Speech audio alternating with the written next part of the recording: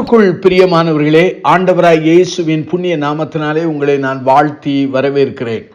ஆதியாம் புஸ்தகம் 6ஆம் அதிகாரம் 1-13 வாக்கியங்களை கவனமாய் வாசித்து பாருங்கள். இங்கே ஒரு மனிதனை குறித்து சொல்லப்படுகிறது.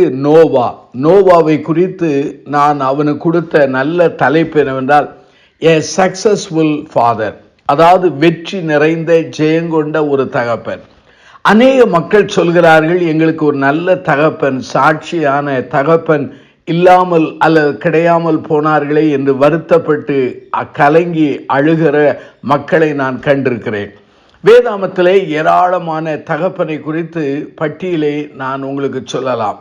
ஆதாம், ஆபிரகாம், ஈசாக்கு, யாக்கோபு, யோசேப்பு, மோசே, தாவீது, புதிய ஏற்பாட்டிலே பிலிப்பு என்கிற மனிதர்களை குறிப்பிடலாம். அருமையானவர்களே, நோவா என்று சொல்லும் பொழுது அநேகருக்கு அந்த பேழையை குறித்து தான் அநேகருக்கு ஞாபகம் வரும். அருமையானவர்களே, இந்த நோவாவின் வாழ்க்கையிலே பின் வாழ்விலே சில வீழ்ச்சிகள் இருந்தாலும் அவனுடைய வாழ்க்கையிலே அவன் ஒட்டு மொத்தமாய் பார்த்தால் வெற்றி நிறைந்த ஒரு தகப்பனாய் மாறினார்.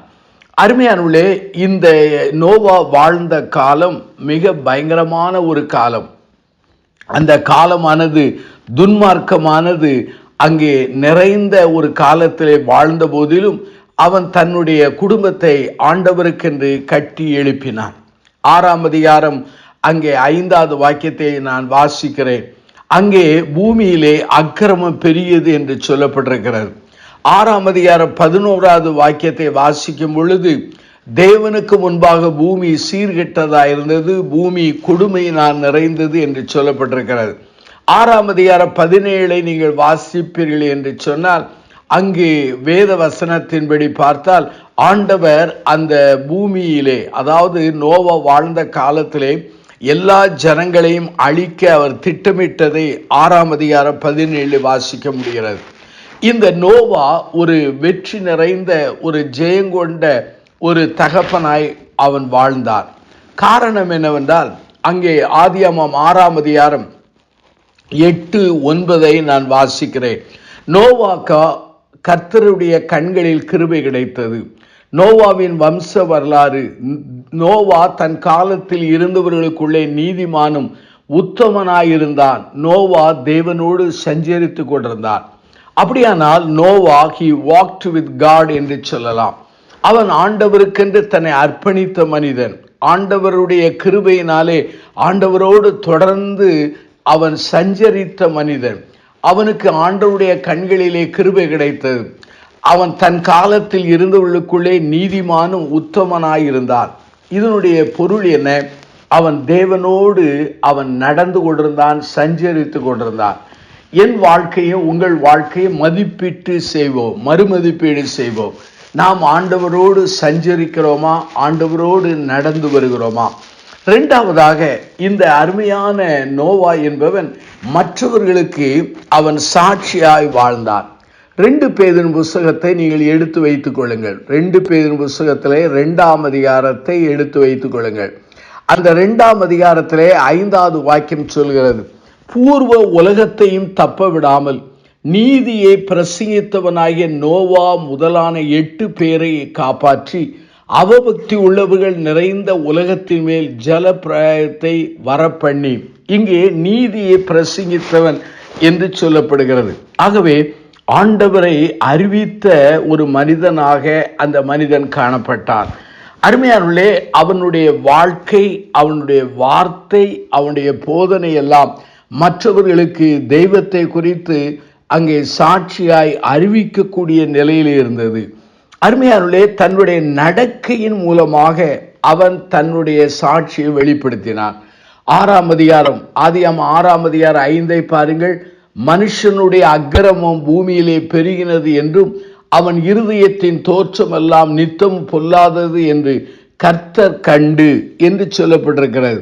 ஆனால் 12-13 நீங்கள் வாசிப்பீர்கள் என்றால், அங்கே அவ்வளவு கொடுமை நிறைந்த அந்த மக்கள் மத்தியிலே நோவா என்பவன் அவன் கிருபை பெற்றவனாக, அதே சமயத்தில் நீதிமானாக அவன் வாழ்ந்தான் என்று சொல்லி அங்கே ஆதியாகமம் 6ஆம் அதிகாரம் 8-9 சொல்கிறது. அப்படியான நோவா தன்னுடைய நடக்கையின் மூலமாக தன் சாட்சியை வெளிப்படுத்தினான். இரண்டாவதாக நோவா தன்னுடைய வாழ்க்கையிலே தன்னுடைய வார்த்தைகள் வழியாக தேவனுடைய சாட்சியை வெளிப்படுத்தினான். 2 பேதுரு 2:5 நீதியை பிரசங்கித்தவன். அப்படியானால் தன்னுடைய வார்த்தையிலே ஆண்டவரை குறித்து நீதியை குறித்து பேசினான். அது மாத்திரமல்லாமல் தன்னுடைய முழு வாழ்க்கையிலே அவனுடைய ஜீவியத்திலே தன்னுடைய அர்ப்பணிப்பிலே உறுதியா இருந்தான். 120 வருஷம் பிரசங்கிக்கிறான். எவ்வளவோ சோர்வு வந்திருக்கலாம், அவமானம் வந்திருக்கலாம், அதிலே அவன் உறுதியாக இருந்தான்.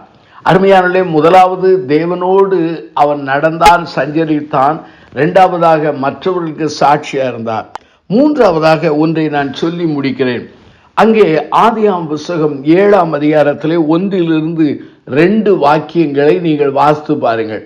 அந்த வசனத்திலே கர்த்தர் நோவாவை நோக்கி, நீயும் உன் வீட்டார் அனைவரும் பேழைக்குள் பிரவேசியுங்கள், இந்த சந்ததியில் உன்னை எனக்கு முன்பாக நீதிமானாக கண்டேன் என்றார். அதனுடைய பொருள் என்ன?